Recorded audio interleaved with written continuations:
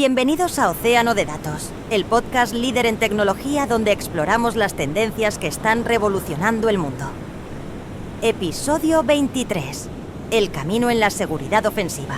Historias, errores y éxitos.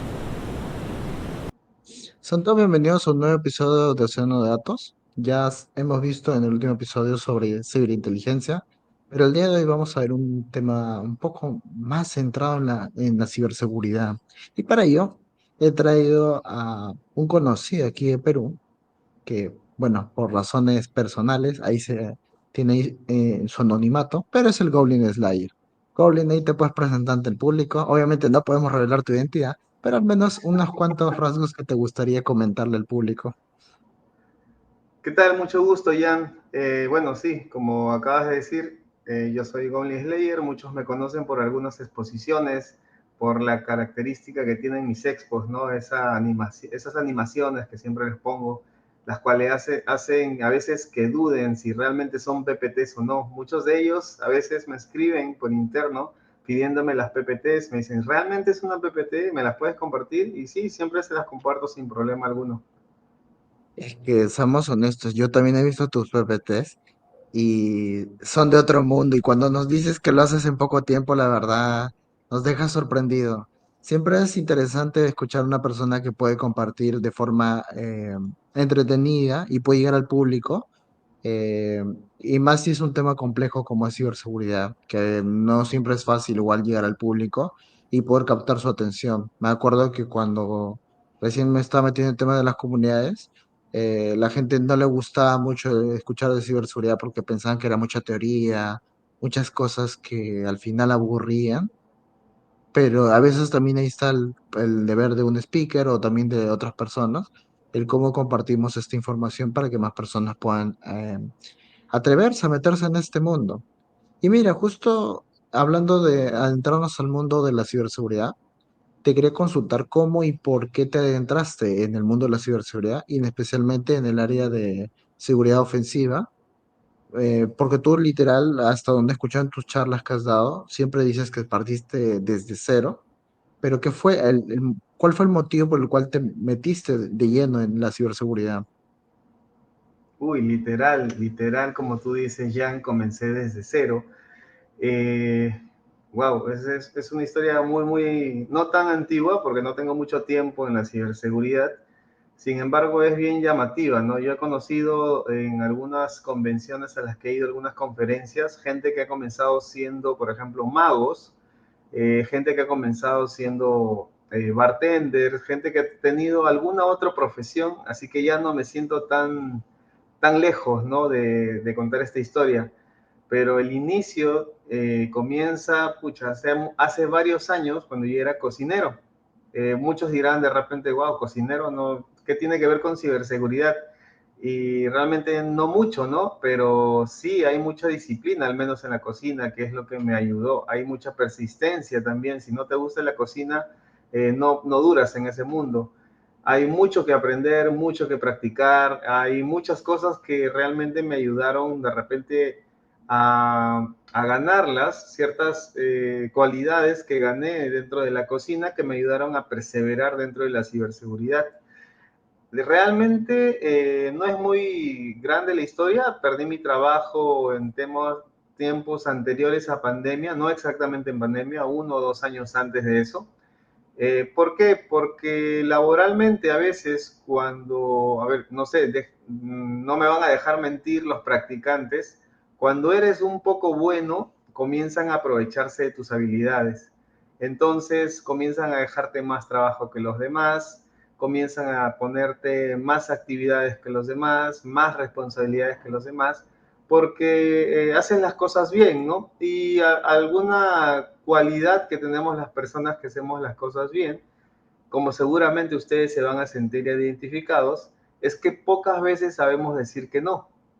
Más cuando tenemos de repente algún jefe o alguna persona a la que queremos dejar bien en respecto a nuestro trabajo, ¿no? Porque es nuestro trabajo, quieres dejar bien tu nombre.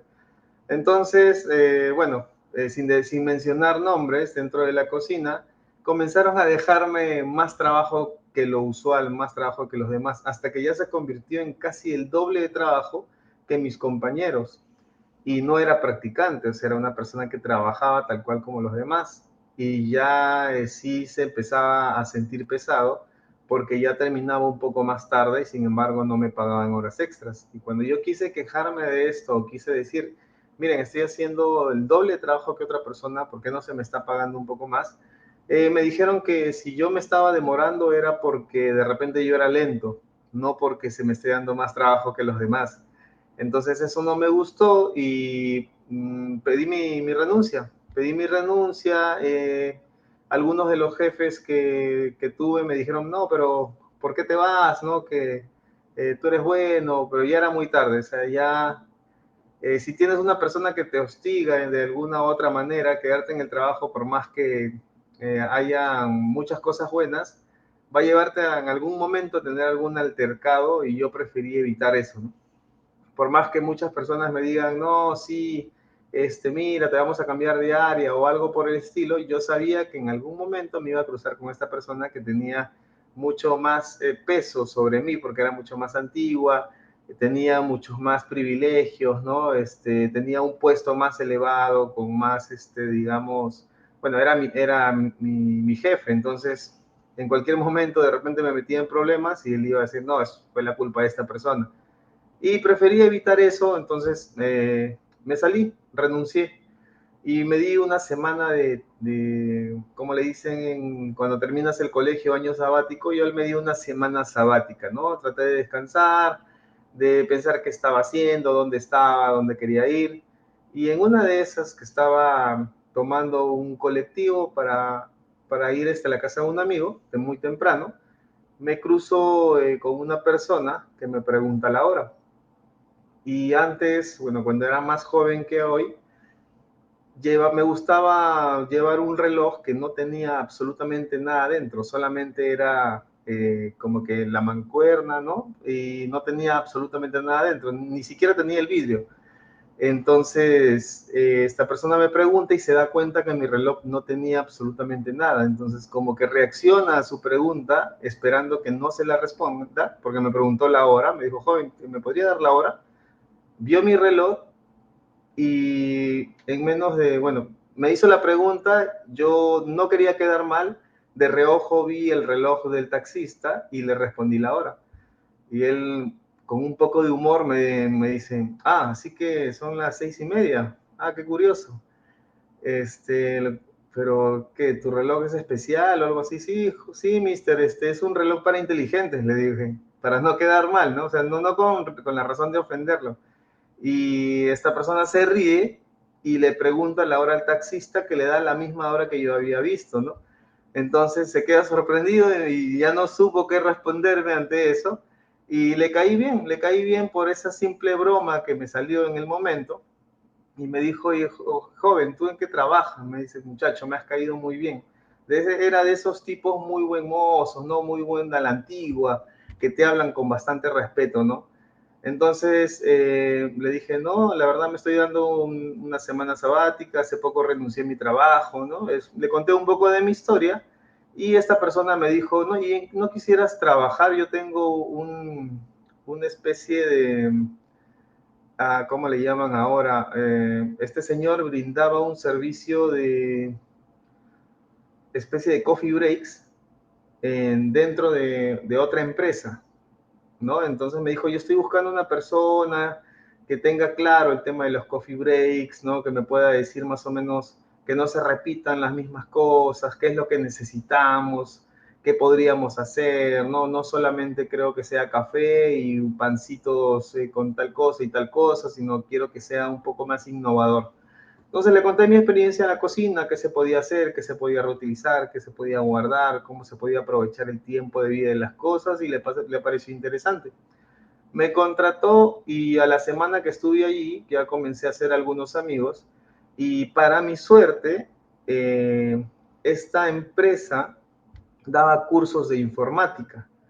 Entonces, como yo ingresé de encargado, no desde abajo, en la empresa que trabajaba para esta empresa informática, comencé a hacer algunos amigos dentro y como tenía que estar muchas horas, porque si hablamos de coffee breaks, tendría que haber coffee breaks en la mañana, en la tarde y en la noche. Entonces trabajaba en algunos horarios que a veces tenían que tener, digamos, un par de horas de separación que no eran suficientes como para que yo diga, me voy a mi casa y luego regreso, ¿no? Entonces, lo que hacía era aprovechar el tiempo charlando con estos amigos que me hablaban casi en todo momento de informática, porque era su trabajo diario en ese lugar.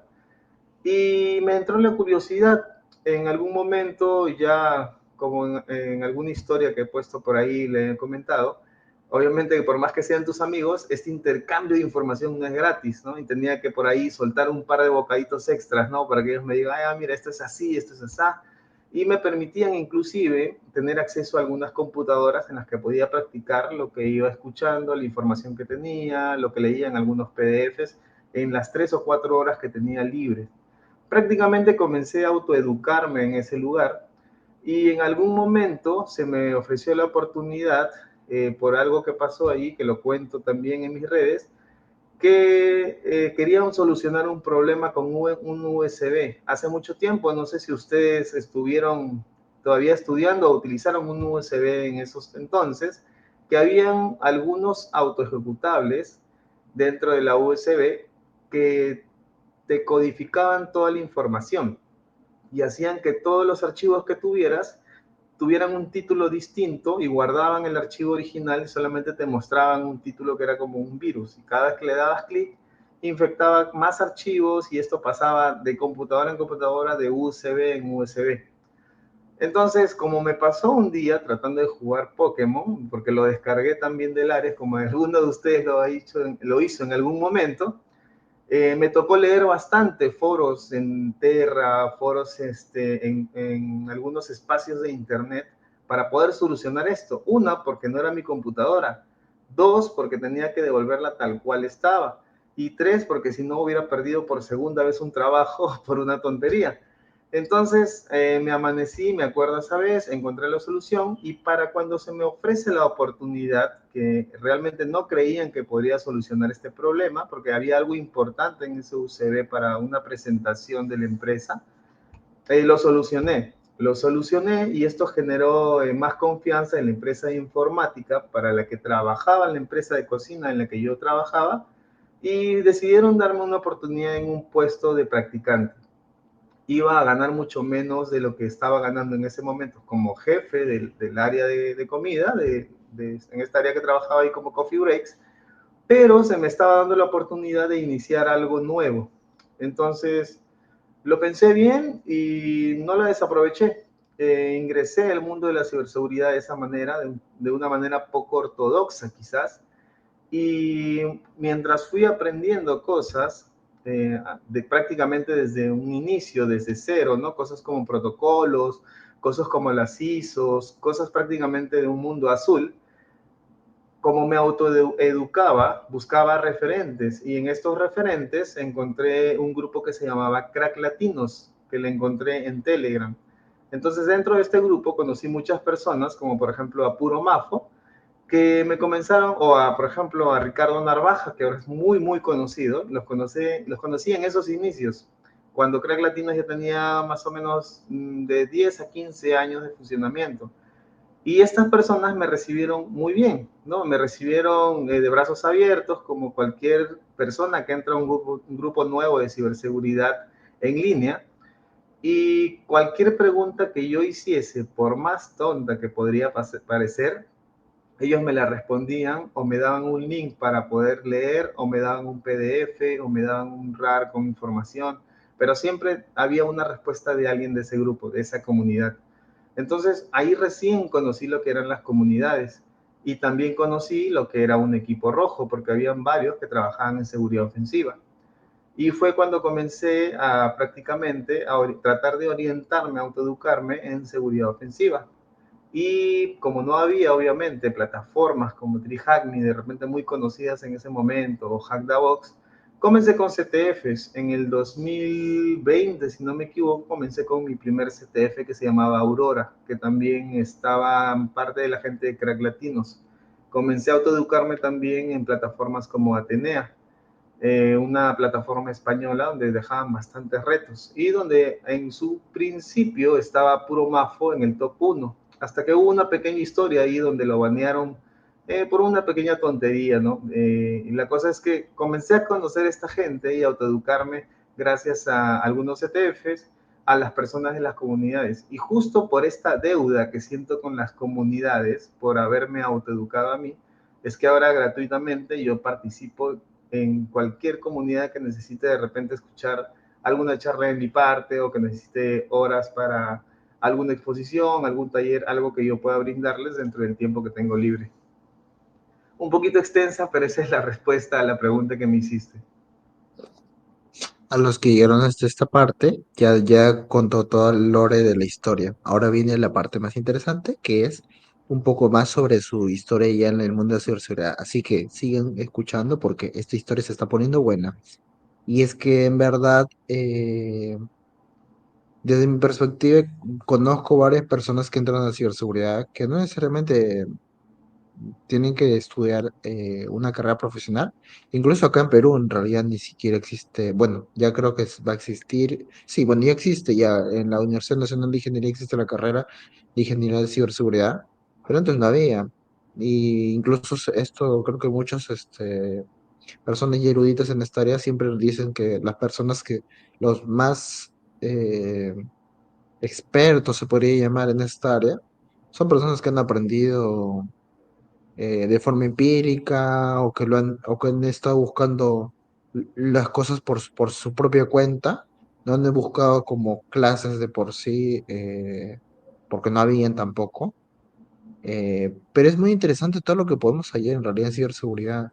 Todo lo que has comentado es muy nutritivo, la verdad, porque creo que igual el público ahí se ha llevado, bueno, eh, una gran lección de vida, la verdad, como nos lo comentas, de cómo fue tus inicios, que bueno, como siempre lo digo, o sea, no, las personas no necesariamente que han llegado altos necesariamente han nacido en cuna de oro o han estudiado una carrera o todo se lo han vivido fácil. Hay personas que les ha costado bastante y claro, tu ejemplo es eh, sorprendente, la verdad, creo que más de uno igual se va a quedar sorprendido con lo que has contado. eh, Porque igual, o sea, las oportunidades que nos da la vida en realidad son maravillosas y el cómo igual termina cambiándonos el rumbo de lo que podría haber sido, no sé, alguien que hubiera terminado también en la cocina, aunque igual te respete esa profesión, solo que obviamente la vida te deparó algo distinto que fue la ciberseguridad, lo cual también es interesante. Y lo que comentas sobre lo de infectar una computadora. Me pasó porque también me interesé por la ciberseguridad precisamente por eso. Creo que hay más de una persona que se ha metido a este mundo porque han metido virus, porque bueno, em, ya creo que ha sido de moda en sus tiempos, cuando la internet estaba un tanto escaseando, que la gente se descargaba el archivo de cualquier página y le metías el virus y no sabías que era un virus, pero dijiste, este es juego gratis y ya lo tengo, lo descargas y al final toda la computadora malogras. Y es cuando te das cuenta, primero, y cómo formatear una computadora. Y segundo, qué es un virus y cómo ya no volver a hacer esa tontería. Y más si es que es la computadora de un familiar, o peor si es la de una empresa que la verdad te puede perjudicar un montón como lo mencionas. Pero sí, es muy nutritivo en realidad todo lo que nos cuentas. Eh, Motivo a todos los que estén escuchando este podcast a que atrevan a meterse en un área de tecnología. O bueno, si no es de tecnología, pero es algo que les gusta y que vean que hay muchos retos en el camino, no le tengan miedo a los retos. Porque al final, como Goblin se los ha contado, ha pasado por muchas cosas. Siempre hay que aprovechar las oportunidades que nos da la vida y no negar el compartir nuestro conocimiento a otras personas. Porque igual yo también, es una forma de vida para mí también, el compartir lo que sé, porque sé que al final trae sus beneficios, pero no lo hago por eso, sino que lo hago porque el simple hecho y amor de compartir conocimiento. A veces el podcast, incluso el podcast que tengo, es para compartir conocimiento que otras personas tienen, su experiencia y su forma de cómo llegaron a donde están. Y bueno, podríamos seguir más con eso, pero igual hay preguntas por responder el día de hoy. Y a lo que iba con todo esto era que nos contaste cómo entraste en ciberseguridad, pero sabemos que en el camino del aprendizaje siempre hay momentos difíciles. En estos inicios que tuviste en el mundo de la ciberseguridad, ¿cuáles fueron esos momentos difíciles que pasaste? Que dijiste, no está fácil la cosa, pero igual lo voy a intentar y voy a salir adelante a pesar de... A los momentos más difíciles podría llamarle yo quizás, mm, bueno, hablando particularmente de mi caso, que inicié sin bases, quizás fue tratar de competir en un puesto laboral. ¿Por qué? Porque quizás todavía esto pasa ahora y seguramente se van a sentir identificados muchos, pero hay empresas y empresas. Hay algunas empresas que se dejan llevar de repente por el networking, ¿no? Me recomendaron a esta persona. Listo, paso un filtro. Hay otras empresas que dicen, ok, su CV dice que sabe mucho de lo que yo necesito. Listo, pasa el filtro. Y hay otras empresas que dicen, yo no creo en nadie, así que les voy a tomar una prueba para ver quién realmente sabe lo que yo necesito que sepan. Eh, en alguna ocasión postulé algunos trabajos donde me topé con esto, ¿no? Y yo sé que se trata de una competencia, a veces los trabajos, pero cuando de repente tu CV llega a ser al descubierto y ves que no tienes una carrera universitaria terminada, comienzan como que a discriminarte un poco, ¿no? Y supongo que eso pasa también con la gente que termina la universidad, pero viene de una universidad distinta a otros, ¿no? Por no decir nombres, hay algunas universidades que son un poco más caras que otras, entonces se dejan llevar por ese tipo de cosas la gente que recluta personas que necesita para su empresa. Y yo creo que he tenido suerte hasta ahora porque me ha tocado competir por algún trabajo, pero en modo práctica, ¿no? En modo, les vamos a dar una computadora a cada uno y necesitamos que resuelvan tal cosa que está fallando. No les vamos a decir qué ni cómo, ustedes son los expertos, ¿no? Y sí, ha habido personas a mis costados que han estado como mirándose entre las caras sin saber qué hacer, personas muy competitivas que ni bien escucharon la problemática, encendieron la computadora y comenzaron a ver los procesos que habían en la computadora, a ver qué tenían que solucionar y cosas como esa. Habían personas como yo que por la experiencia que tenían, entraban no solamente en la computadora que le asignaban, sino en la computadora de la persona que los estaba monitoreando y dejaban mensajes como que ya terminé el examen, ¿no? Y cosas como eso. Cosas que para mí eran graciosas porque eran muy fáciles de hacer en ese momento con ese tipo de tecnología y cosas que despertaban de repente la curiosidad de las personas que me contrataban porque me decían, ¿cómo lograste eso? Bueno, te lo digo si voy a ser tu empleado, ¿no? Porque si no voy a ser tu empleado y te voy a decir cómo hago algo, entonces estoy regalando mi trabajo. Y ese tipo de seguridad que prácticamente era un disfraz, así como llevo este casco, porque muchos de nosotros en ciberseguridad, no sé si solo pase conmigo, si te sientes identificado conmigo, bien por eso, somos un poco inseguros, ¿no? Somos más de vivir nuestro mundo, de encerrarnos en las cosas que nos gustan a nosotros y compartir cosas con la gente que es cercana y que comparte lo mismo que nosotros, ¿no? Entonces, ese tipo de seguridad con la que yo hablaba cuando postulaba un trabajo era una especie de disfraz que me ponía solamente para tratar de no verme tan inseguro, porque cuando tú postulas un trabajo, no puedes llevar inseguridad puesta, porque si no te descartan. Por más bueno que sea, si te ven inseguro, dicen, esta persona, cuando tenga que tomar una decisión difícil y esté solo, no me va a servir, ¿no? Siempre voy a tener que tener una persona que lo esté viendo, que lo esté vigilando, que le esté dando órdenes. Entonces también ven esto los reclutadores. Y yo creo que la parte más difícil en mis primeros pasos de ciberseguridad no fue el aprendizaje, porque siempre tenía muchas ganas de aprender y créeme que en ciberseguridad no hay tiempo para no aprender. Todos los días sale algo nuevo. Es más, falta tiempo. Justo por esa razón yo siempre me considero un aprendiz eterno, alguien que está siempre entusiasta de la ciberseguridad. Por eso lo más difícil para mí en este camino ha sido prácticamente encontrar el trabajo que quiero. Como muchos de ustedes, quizás muchos de ustedes me dicen, Goblin, ¿cómo encontraste un trabajo en seguridad ofensiva? Yo quiero empezar en ofensiva. Momento. Hay pocas oportunidades para eso porque prácticamente no hay equipos que se dediquen a la ofensiva en muchos lugares. Entonces, sí necesitan gente con bastante experiencia y si es que estás postulando al lugar correcto. Si no, vas a tener que comenzar como yo, que comenzó de repente en un SOC, ¿no? O en un NOC, ¿no? En cosas de Blue, ¿no? En cosas de repente de soporte, en cosas pequeñas, ¿no? En cosas de dar threat hunting de repente, o temas de seguridad, temas de forense de repente, cosas que no se van a alejar mucho de lo que vas a hacer en un comienzo. Hay gente que reniega a veces del puesto en el que está, pero no se da cuenta que es una oportunidad para que aprenda ciertas cualidades que va a necesitar después. Es como que desde un punto futbolístico estás ocupando el puesto de un defensa para que cuando seas el atacante sepas cómo va a reaccionar este defensa y tengas mejores cualidades, mejores reacciones. Esta ha sido la parte más difícil para mí porque fui por mucho tiempo de repente trabajando en el lado blue, pero no me quejo porque me ayudó bastante para desempeñarme y mejorar mis habilidades cuando empecé en el equipo rojo. Wow, qué interesante historia nos has contado, la verdad.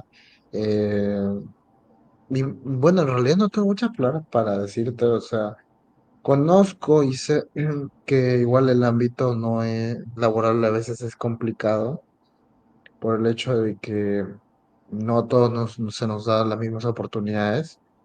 Lo he visto, no me ha pasado, lo he visto nomás, para mi buena suerte, digamos. No obstante, igual no se lo deseo a nadie, la verdad, porque eh, siempre trato de decirle a las personas que desarrollen sus habilidades blandas porque por más que sepan bastantes cosas, eh, si, su, si sus habilidades están demasiado bajas, al final no los van a escoger. Y tristemente, no sé, quisiera creer que no, pero tristemente muchos de los usuarios que son de ciberseguridad a veces también incluso son cohibidos, están muy encerrados en su mundo y eso también les quita también un poco también el poder llegar a otras áreas. En encuestas, sí lo sé, no, sé que es más fácil decir libérense, hablen, sean más sociales, es más fácil decirlo que hacerlo, pero poco a poco, igual yo siempre digo, involucrarse en comunidades, creo que involucrarse en una comunidad es el paso más importante que uno puede dar si quiere aprender a desarrollar sus habilidades blandas, porque te ayuda a conectar con otras personas, te sientes más cómodo conversando porque ya no te sientes solo. Obviamente que en su momento estoy existía en los foros, pero ahora incluso es un poco más abierto. Puedes ir a un espacio público, conversar con personas, aprender de esto. Es un momento que en realidad siempre le digo a todos, aprovechen al máximo, porque al final, las cosas, al final uno quiere o no necesita hacer networking para poder conseguir también trabajo. Pero al final no sabemos con quién podemos toparnos en el camino y al final nos puede terminar beneficiando y quién sabe, a lo mejor es nuestro jefe. O en tu caso, como lo comentaste, o sea, al final te puede terminar abriendo puertas de forma inesperada que nunca te lo hubieras esperado. Al final tenemos que hacer eso y como también lo dices, estar en constante aprendizaje porque el mundo de la tecnología es así. Aquí el que se queda atrás, pues tristemente lo pueden terminar reemplazando. Al final, si no te actualizas, te quedas atrás. Y mira, justo hablando de eso, del aprendizaje, había una pregunta que te había dejado acá, porque bueno, tú en tu caso no has tenido una formación como tal, profesional, aunque honestamente para mí las personas solitas se definen, la verdad. Yo desde mi punto personal no mido a las personas por un grado o un título que tenga. Creo que igual esto está ya viniendo desde los colegios que hay personas que igual piensan de que porque él es ingeniero tal, el magíster, el doctor, significa que tiene mayor título o que es un erudito, que no necesariamente en realidad. Y eso en algún podcast ya posterior capaz podamos tomarlo en cuenta, pero es que lo que pasa es que igual, o sea, depende de las personas, que al final nosotros definimos quiénes somos, porque yo siempre se lo digo a los chicos, puedes tener un gran título, ser representante de una empresa incluso, Pero si no sabes compartir tus ideas correctamente, si no sabes conectar y tu forma de ser tampoco es buena, al final no va a servir de nada tener todos esos títulos, porque es un cartón más. Y bueno, y a lo que voy con esto es, ¿tú consideras qué tan importante es el aprendizaje empírico versus la formación tradicional de ciberseguridad, que bueno, algunos que toman cursos, ahorita que ya hay carreras? ¿Qué opinas sobre estas dos posiciones, dado que tú tomaste la ruta empírica y bueno, has conocido personas que han incluso estudiado y hasta están formando otros profesionales incluso como una carrera? ¿Qué opinas tú? Pues, a ver, voy a empezar por el final. Si al final el aprendizaje te va a dar el trabajo que tú deseas, la verdad que yo he tenido bastante suerte con encontrar el trabajo que quiero, ¿no? He tenido muchas oportunidades, como tú bien lo has dicho, las he aprovechado en su momento, no la he pensado, me decían y veía que era una buena oportunidad y ya, listo, me lanzaba, ¿no? Y decía, sí. En el tema de aprendizaje, yo creo que tendría que ser bien imparcial, ¿no? No conozco del todo de repente la formación universitaria en ese sentido, pero hoy por hoy, ya que tengo bastante conocimiento, creo que todo depende de lo que necesites para conseguir el trabajo que quieres. ¿Por qué lo digo de esta manera? Porque si bien es claro, yo inicié empíricamente, me fue un poco más difícil porque no tenía un profesor a quien preguntarle si lo que no entendía, me lo pudiera explicar de una manera que sí lo pueda entender y tenía que googlear y buscar en bastantes foros ese tipo de temas porque no era tan conocido. Tenía que buscar en bastantes foros informáticos, ¿no? Por ejemplo, Star Overflow, ¿no? Cosas que sí tengan la respuesta que yo estaba solicitando. Ni en Google a veces encontrabas esa respuesta y la IA no existía ni siquiera en los inicios, ¿no? Entonces sí me fue bastante duro aprender al principio, sobre todo el tema de redes, porque el tema de conversión de bytes, el tema de redes para transformar las IPs, ¿no? Para ver en qué segmento de red están, las subredes, me fue un poco pesado para mí. Yo seguramente sé que varios aman las matemáticas aquí y les fue muy fácil este tema, el pasar de base 2 a base 10 para convertir, ¿no? Y todo este tipo de cosas, para mí fue un poco complicado. Y no me avergüenzo de eso, ¿no? Porque al final lo aprendí con bastante perseverancia. Sin embargo, yo me exigía para aprender exactamente lo que iba a necesitar, ¿no? En cambio, veo que en las universidades, he conversado con varios chicos de las universidades, que tienen que llevar materias que realmente no les van a ayudar mucho en temas laborales, ¿no?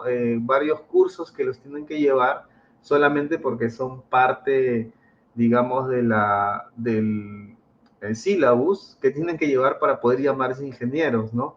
Entonces, no sé si estoy mal, pero del syllabus de 10 años, perdón, de 10 ciclos o de 12 ciclos, dependiendo de la carrera que lleven, al final creo que solamente aprenden técnicamente lo que tienen que saber en dos, creo, o tres ciclos a lo mucho, o quizás menos, ¿no? La parte técnica no la ven mucho, ven más la parte de gestión. Y cuando ustedes inician a trabajar, no inician a trabajar en la parte de gestión, porque eso la ven personas que ya tienen bastante experiencia para poder ser líderes, ¿no? Y para poder enseñar o llevar un equipo a lo que tiene que llegar. Y me parece un poco contradictorio esa parte, ¿no? Y nadie te la dice hasta que tú te das cuenta, ya te graduaste, estás buscando trabajo, ingresas y dices, ¿no? Ahora tengo que poner a aprenderme por mi cuenta porque si no me van a botar de aquí. Cosa que pasó diferente conmigo y de repente con algunas personas que empezaron directamente en lo técnico. Creo que esto también va para el lado de las personas que aprenden carreras técnicas de 3 años y tienen la suerte de comenzar de repente en un SOC, en un NOC, en área ofensiva, que se autoeducan también como yo, que están en la parte técnica y comienzan directamente en la parte técnica, ¿no? Entonces, hay como que un 50-50. ¿Qué tan importante considero el aprendizaje empírico? Yo creo que es bastante importante. Estés estudiando o no estés estudiando, es bastante importante porque te vas a centrar 100% a donde quieres llegar. Si, por ejemplo, tú estás estudiando redes de comunicaciones en alguna universidad y ves que faltan todavía 2 años para que veas algo técnico, no vas a esperar esos 2 años, ¿no? Tienes que autoeducarte, ir aprendiendo por tu cuenta, de repente con un curso gratuito de Cisco, en CCNA, de repente descargándote el Packet Tracer y practicando ahí lo que ves en los videos de YouTube, en el canal de alguna persona que sea autodidacta o que esté enseñando. Hay un montón de gente que enseña en YouTube y es gratuito, ¿no? O sea, la información ahora está. Antes tenías que conseguir un libro de alguien que fue a los Estados Unidos y de casualidad lo trajo para él y un montón de gente le sacó copia y cosas como esas, ¿no? No había ni siquiera libros en PDF que te sirvieran para poder aprender. Por eso lo dejaría de repente en un 50 y 50, porque si yo hubiera tenido un profesor al cual le hubiera preguntado, de repente mi aprendizaje hubiera sido el doble de rápido de lo que me demoré. Y al final, yo creo que tiene que ser parte de la formación tradicional, ¿no? Es decir, no estoy diciendo, hey, no entren a la universidad, pónganse a ser empíricos, ¿no? Estoy diciendo, si estás en la universidad, no te quedes solamente con la malla curricular que te dan, porque esa malla curricular de repente va a estar un poco llena de cosas que aún no te va a tocar ver cuando termines la carrera, porque la parte de gestión la vas a ver mucho después y te van a exigir ver la parte técnica cuando comiences a trabajar. Entonces, a la par, súmale la parte empírica, ¿no? Demuestra que realmente te interesa. Hay un montón de lugares donde practicar, como Trihadmi, como Rootme, como Hack the Box, donde puedes crearte una cuenta e iniciar cursos básicos, ¿no? Para poder ir aprendiendo. Y en un montón, o sea, no hay excusa para eso, pero sí, personalmente me parece bien importante el aprendizaje empírico por sobre lo que estés haciendo en estos momentos, ¿no? Estés o no estés estudiando una carrera técnica o universitaria. Sí, lo que es muy cierto. Al final uno tiene que aprovechar la oportunidad, no, porque no todo el mundo también tiene o dispone de tiempo para, para poder, estudiar una carrera profesional. Conozco a muchas personas que se han quedado atrás porque obviamente no han tenido la disponibilidad y uno tiene que aprovechar. O sea, si la vida les da esa oportunidad, aprovechenlo. Pero no se queden, como quien dice, eh, no se duerman en los laureles, no se confíen, porque creo que una de las, no mentiras, pero llamémosle falsas ilusiones que a veces las universidades te venden, es el hecho de que vas a acabar siendo un profesional cuando, o sea, no es un garantizado para nada. Quien garantiza eso vas a ser tú. El cómo te desarrollas, el cómo haces, cómo investigas, buscas las oportunidades tú mismo, porque a veces, como vemos la publicidad, tal persona consiguió tal reconocimiento que es de la universidad tal, y obviamente la universidad lo va a hacer, porque si no, ¿de dónde saca para luego tener más postulantes? Al final, no necesariamente es por la universidad. Quizás si les exigieron más, puede ser el caso que sí, pero al final es uno mismo, al final uno mismo es el que define su propio futuro y veo esto muy seguido, la verdad. Gracias a Dios que ahora sí hay más personas que están como aceptando la idea que les digo a la gente y no es que sea mi idea, sino que es la realidad, pero a veces la fantasía de que van a tener su carrera al final de sus estudios piensan que es cierto y no es así. Y al final yo siempre les digo a las personas, estudien más cosas. O sea, si bien es cierto, yo sé que hay personas que ahorita están sufriendo porque con lo justas pueden con los estudios de la universidad, es cuestión de meterle un poco más de empeño y de ser un poco más organizado incluso también. Porque el tema está en que al final uno mismo no va a poder conseguir su trabajo si al final uno mismo no se pone a investigar, a estudiar. Si es el área tech, obviamente te has metido porque vas a querer estar actualizado siempre.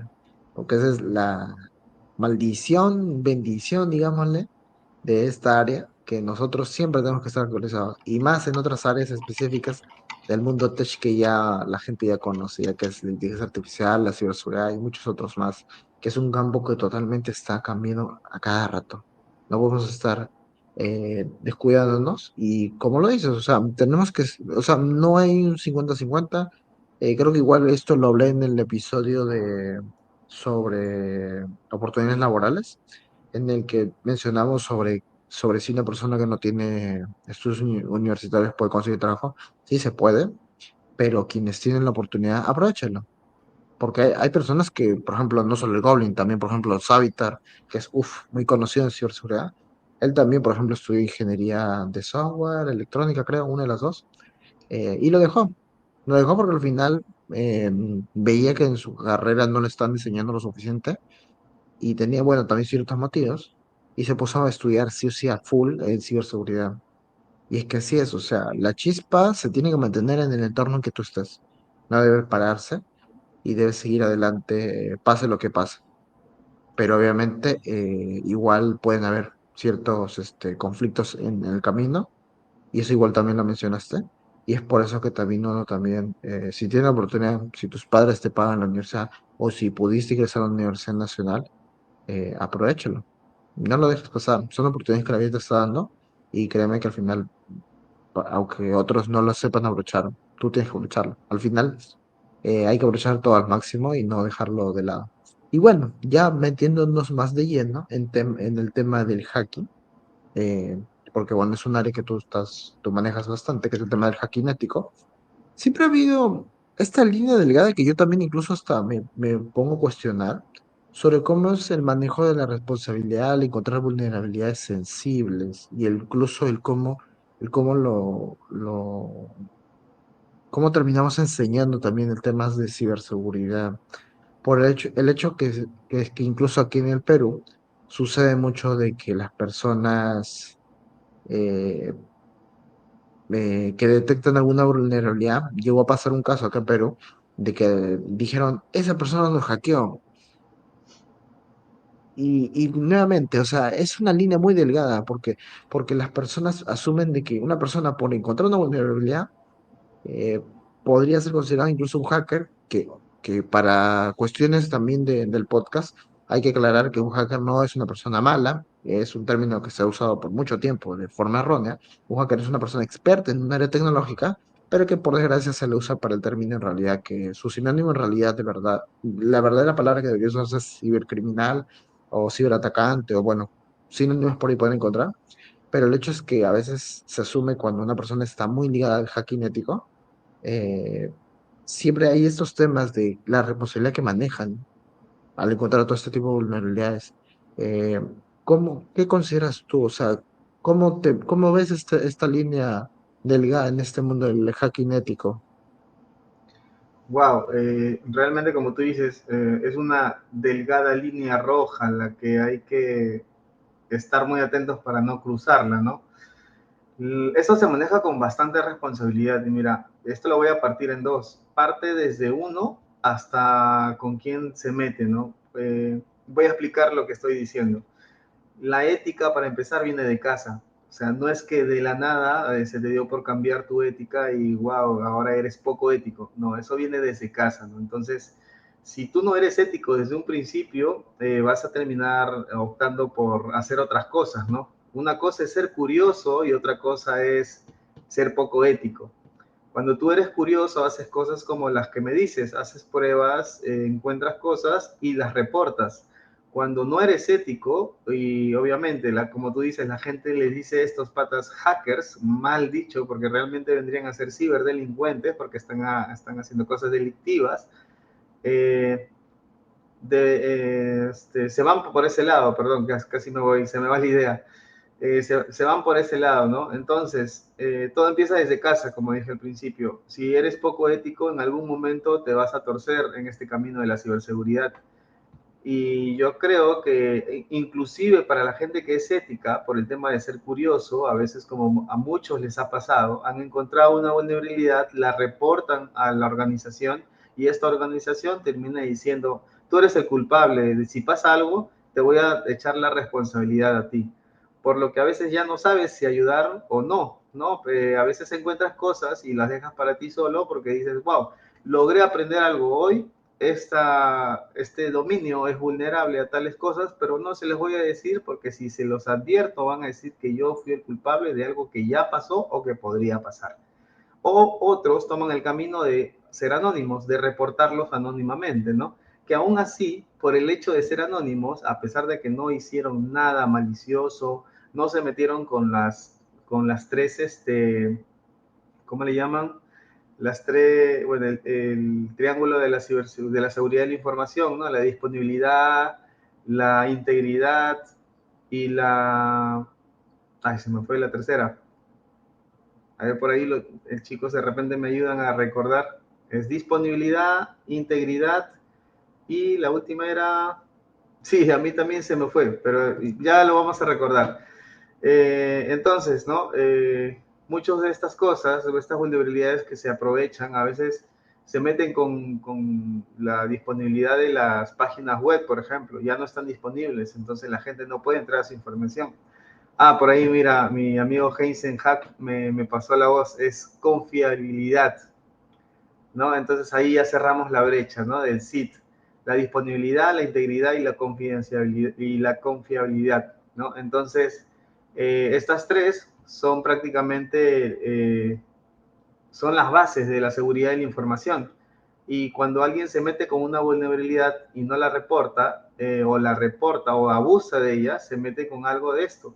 Y hay mucho que perder de parte de las empresas porque ellos ven mi tema de lógica de negocio, ¿no? Entonces, si tú les reportas, por ejemplo, mira, encontré una SQL en tu negocio y te lo estoy reportando anónimamente porque no quiero meterme en un embrollo, esta empresa lo toma como que, a ver, ¿y qué hace este SQL? Ah, ya, solamente saca datos de mis usuarios, pero no estoy perdiendo dinero. Entonces, no me importa. Me lo reportaron, me avisaron, pero no hice más. Y es que como no son muy técnicos y no les interesó, un año después o meses después, a través de esa vulnerabilidad de SQL, pueden tener un RCE, entren a su red interna, entonces, por más que ellos digan, no, tenemos ACLs, tenemos seguridad y un montón de cosas, tenemos firewalls, tenemos soluciones que nos han prometido y nos han asegurado que estamos seguros frente a cualquier ataque, al final terminan filtrándose su información por la deep web, ¿no? Vendiéndose el mejor postor. Y ahí es cuando pecan, ¿no? No invierten en ciberseguridad antes de que pasen las cosas, pero sí están queriendo invertir en ciberseguridad cuando ya pasó todo, que no es de repente una buena práctica, ¿no? Entonces, sin alejarme mucho del tema, sí, como tú dices, hay una delgada línea roja, pero eso depende de cada una de las personas, cómo manejan la responsabilidad de eso, porque cualquier persona que lleve la responsabilidad de hacer hacking ético, pen testing o trabajar como parte de un equipo de Red Team, sabe que tiene que reportar cualquier cosa que encontrarla. Si toma la mala decisión de aprovechar alguna de estas vulnerabilidades para sí mismo o para alguien más, entonces ya está dejando de ser ético y por lo tanto le quitamos el sombrero blanco y se le ponemos un sombrero negro automáticamente, ¿no? Que se cambie de equipo. Sí, está interesante todo lo que has mencionado. Eh, el cómo también viene desde el hogar, también el tema del ético. Y siempre lo menciono, o sea, eh, el hecho de que a veces incluso en nuestras pequeñas acciones reflejan incluso las cosas que más adelante vamos a hacer. A veces la gente dice, no, pero si solo hice esto, el cómo actúas también refleja tu forma de ser futura también. Eh, Seamos personas íntegras en todo momento y al final eso dirá mucho más de nosotros en el futuro. Bueno, y ya tengo dos preguntas más antes de finalizar este episodio, porque sin duda se ha extendido y sin duda ha sido un episodio muy eh, entretenido con todo lo que nos has comentado y es, ¿qué amenaza crees que todavía no estamos tomando en serio y podría explotar en los próximos años? Wow, realmente, mira, en mi experiencia, yo sé que en el mundo de la ciberseguridad está la gente que sabe un montón.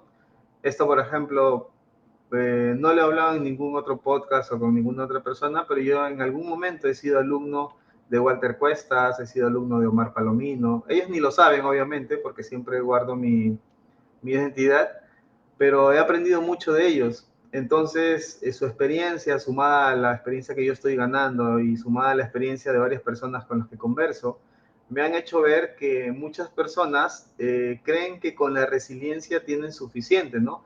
Creen que porque ya salió un parche de una vulnerabilidad en Windows y lo instalaron, ya es suficiente. Creen que porque desinstalaron un programa que venía con un subproceso que era vulnerable, ya es suficiente, ¿no? Piensan que porque de repente el MS 17010, que era una vulnerabilidad que salió en el 2017, que era muy, muy crítica, porque ya no tienen Windows 7 o Windows 10 o Windows XP, en el Windows 11 ya no podría pasar, ¿no? Siempre están muy, muy creídos de que el tema de que ya pasó fue un fantasma que ya no vamos a volver a ver, ya estoy seguro. Piensan que los zero days son la única o las vulnerabilidades de, digamos, de moda, son las únicas de las que deberían preocuparse, ¿no? Sin embargo, se ha demostrado en varios laboratorios que puede forzarse a revivir antiguas vulnerabilidades, ¿no? A revivir fantasmas. Por ejemplo, muchos de los estudiantes, obviamente que las personas que sí saben a nivel más profundo de ciberseguridad, saben cómo trabaja realmente un parche, pero muchos de los que están escuchando el podcast realmente saben cómo se parchó la vulnerabilidad de la SM17, perdón, de MS17010, que obviamente era una vulnerabilidad para el protocolo SMB. Saben dónde está el cero que se convierte, si se convierte en uno, podría ser vulnerable tu equipo, en qué parte está y qué tan bien resguardada está. Yo creo que recién se están haciendo esa pregunta, ¿verdad? Pero si se logra hacer un exploit que bypassee la seguridad del Windows Defender, que hoy en día es muy fácil y te lo ponen en GitHub o en cualquier otro lado, y que logre llegar sin escalar privilegios a este lugar exactamente y cambiar un solo dígito de 0 por 1, podría ser vulnerable tu computadora otra vez a vulnerabilidades que supuestamente ya fueron parchadas, ¿no? Que ya estabas libre, que estaban con resiliencia para que no vuelvas a preocuparte por ellas. Y podría ser vulnerable a cosas como el BlueKeep, como el MS17010 en tu computadora tal cual como está, con el antivirus que tiene, con la solución que hayas comprado y todo este tipo de cosas. Por eso yo creo que las amenazas realmente no son solo las nuevas, las que vemos, que están de moda, que salen en los posts, ¿no? En los CVB, en todo este tipo de cosas, sino tenemos que preocuparnos por qué tan seguros estamos y qué tan confiados estamos de las cosas que ya olvidamos por nuestra confianza. Muchos de ustedes de repente han visto algunas exposiciones de SQLIs, de cross-site scriptings, y dicen, no, pero eso ya es viejo, ¿no? Y si es tan viejo, ¿por qué la seguimos viendo hasta ahora en nuevas tecnologías? Porque realmente es más complejo de lo que creemos. Yo trabajé en una de mis primeras exposiciones hablando de envenenamiento de parámetros y muchas personas me decían, eso es antiguo, eso ya no sirve. Y hasta ahora lo sigo encontrando en muchos de mis trabajos, el envenenamiento de parámetros. Y me sirve mucho porque no se puede solucionar al 100% en todos los lenguajes de programación la, digamos, la solución para que no se encuentre este tipo de problemas, porque no hay un escáner que te ayude a revisar tu código y decirte, ah, mira, corrige esto, corrige lo otro, sanitiza esto, para que no puedan ser explotados, ¿no? Y la gente es curiosa, la gente es muy curiosa y en algún momento va a encontrar. Entonces, ¿qué amenazas creo que todavía no estamos tomando en serio? Yo creo que todas las amenazas, así sean informativas, deberían tomarse en serio. Creo que la gente hoy no dormirá por la noche. Bueno, ay, está interesante todo lo que has comentado. Hay partes que literalmente me han sorprendido.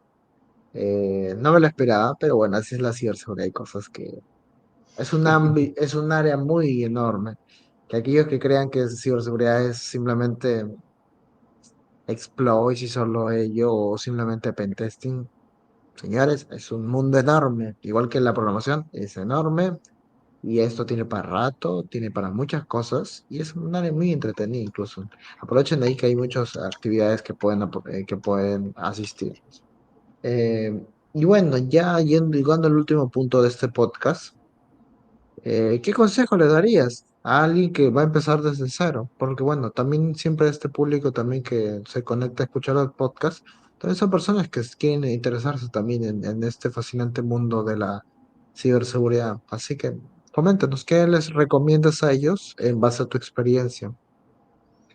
Wow, una de las primeras cosas que le diría a los que están iniciando sería que al menos por ahora nadie les va a aplaudir sus logros, ¿no? Así que ellos sean las personas que aplaudan sus propios logros. Estén orgullosos de quienes son ahorita y recuerden dónde están, porque cuando muchas personas comienzan a crecer, obviamente se ven en un espejo y piensan que continúan igual, ¿no? Y solamente la gente que está a su alrededor ve cuánto ha sido el crecimiento que llevan, ¿no?